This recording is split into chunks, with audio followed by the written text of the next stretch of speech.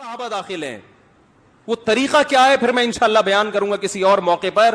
اس سے صاف پتہ چلتا ہے. اور یہ یاد رکھو صحابہ کرام سے ہم یہ اس کے قائل نہیں ہے کہ ان سے غلطی نہیں ہوئی, ان سے یہ اس کے قائل نہیں ہے. وہ غلطیاں ہونے کے باوجود بھی مغفور ہیں. غزوہ احد میں جو صحابہ جن کو شکست ہوئی پیچھے بھاگے, قرآن نے ان کی معافی کا ذکر کیا ہے.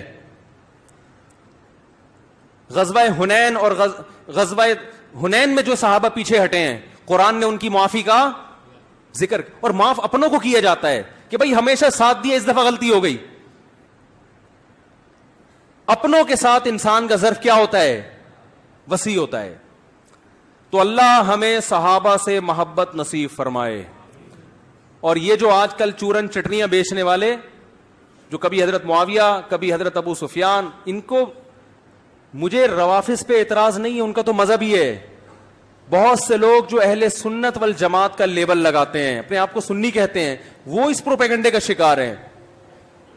تو آپ کے سامنے کوئی صحابی کی غلطی بیان کرے, پہلی بات تو یہ کہ بعض دفعہ غلطی ہوتی نہیں ہے, آپ کو لگ رہی ہوتی ہے.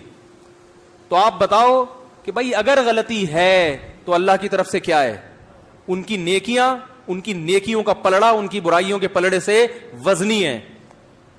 دوسری بات, اگر وہ غلطی بسا اوقات اجتہادی ہوتی ہے.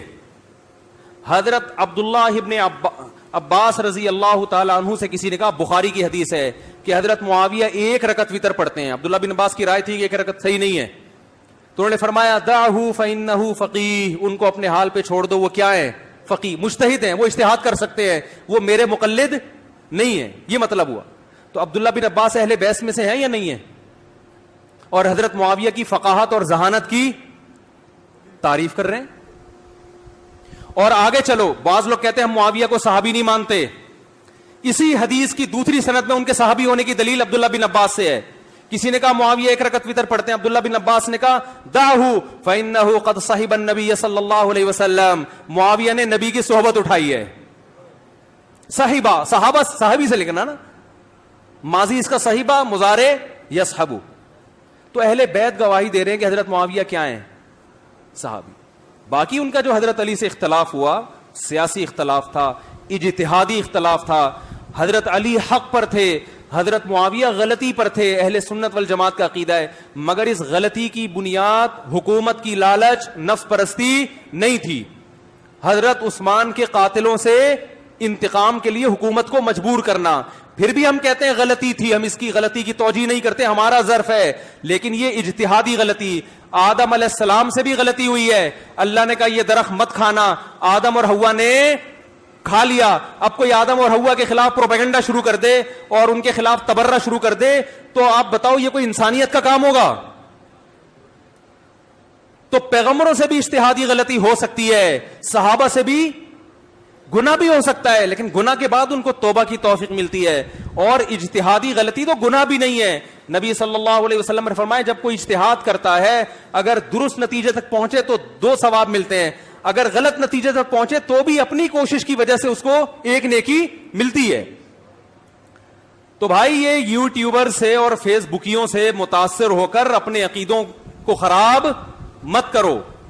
ہم تمام صحابہ سے محبت کے قائل, تمام صحابہ کے جنتی ہونے کے قائل. ان کے جنتی ہونے کے دلائل کیا, یہ میں کسی اور وقت دوں گا انشاءاللہ. کہ ان سے اگر ان کو سزا دی بھی گئی ہے, جیسے وہ عذاب قبر دیا گیا بعض صحابی کو جن کے شاخ رکھی گئی, تو یہ بھی ہٹایا گیا ہے, ان سے معاف کیا گیا ہے.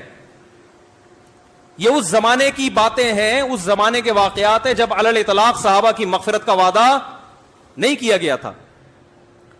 تو ہمارا یہ عقیدہ ہے کہ کوئی صحابی جہنمی, بولو بھائی, نہیں ہے. یہ عقیدہ ہے ہمارا. الصحابۃ کلہم عدول.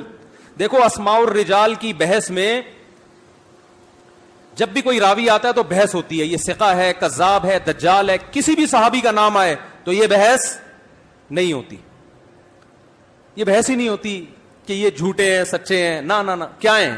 سچے. حضرت معاویہ سے کوئی حدیث, صحیح بخاری میں حضرت معاویہ سے حدیث منقول ہے رضی اللہ عنہ, کہ نبی صلی اللہ علیہ وسلم کو میں نے ایسے دیکھا ممبر پہ جب آپ بیٹھے, حضرت معاویہ جب جمعے کی دوسری اذان کے وقت ممبر پہ بیٹھے, پہلے تو دوسری اذان ہی پہلی ہوتی تھی, تو انہوں نے اذان کا جواب دیا, تو پھر لوگوں سے فرمایا کہ میں نے نبی صلی اللہ علیہ وسلم کو اسی طرح جواب دیا. اس لیے میرا فتویٰ, ہمارے جامعہ کا بھی فتویٰ یہ ہے کہ جمعے کی دوسری اذان کا جواب دینا بھی کیا ہے, یہ سنت عمل ہے. اس پہ ہم نے بڑی تحقیق لکھی ہے, تو تحقیق کی ہے, کیونکہ بعض فتاوی میں لکھا ہے کہ جمعے کی دوسری اذان میں علی الاطلاق خاموشی ہے, لیکن راجح قول یہی ہے, مفتابی قول یہی ہے کہ جمعے کی دوسری اذان کا بھی جواب دینا چاہیے. تو اس حدیث کے راوی کون ہے؟ حضرت معاویہ.